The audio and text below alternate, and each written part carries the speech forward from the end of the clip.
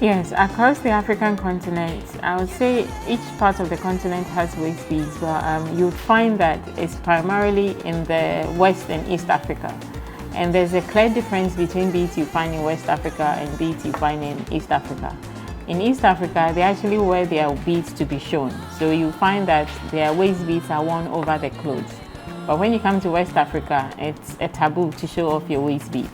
It's something that is personal to you and your intimate partner. Those are the only two people that are allowed to see your waist beads. So even when little girls are given waist beads, they're told that they shouldn't show them to anyone. So there's clear differences between the beads you find in the West Africa on the way it's worn and beads you find in East Africa and the way it's worn as well. For example, if you go to Senegal, all the waist beads they make them in elastic.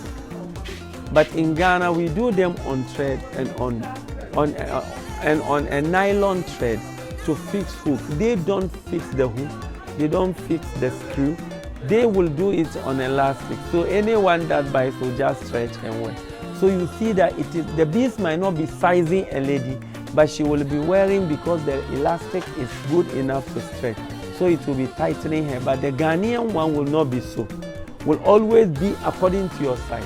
So if you are huge, you are big, you are whatever, we do according to your size and we use tape measure to measure it. But they will have a universal size for all sizes.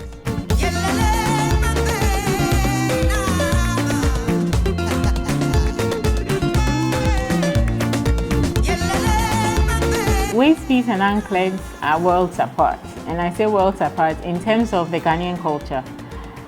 Waist beads, I said, are worn underneath your clothes. Anklets are worn to be seen. But then they also have their own do's and don'ts. So like I said, waist beads are not supposed to be seen.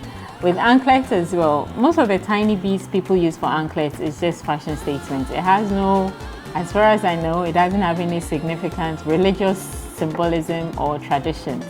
But then when you come to the very traditional setting, certain anklets are only meant to be worn by queen mothers, depending on the type of chief's wife you are. So certain queen mothers are allowed certain beads, but other queen mothers are not allowed certain beads. And also when you come to traditional religion, you realize that most of the priestesses or fetish priests wear white beads on their calves and also on their ankles. That has symbolism and meaning. So they are also worlds apart in terms of what they serve, the symbolism and the colors and the cultures, and who is allowed to wear them and who is not allowed to wear them. Same as waist beads. Anyone can wear it depending on what point in life you're going through or what symbolism you want to attach to these beads before you wear them. And when it comes to anklets, most of them are fashion pieces, but then when you find yourself in a very traditional culture, because you can't go to a traditional house or a royal house where you wear certain beads that only queen mothers are allowed to wear. That would be taboo. If you go to a priestess's house, you can't, or a priestess's shrine, you can't wear white beads on both ankles. It's also taboo. So you also need to be very careful where you wear those beads to and where you find yourself.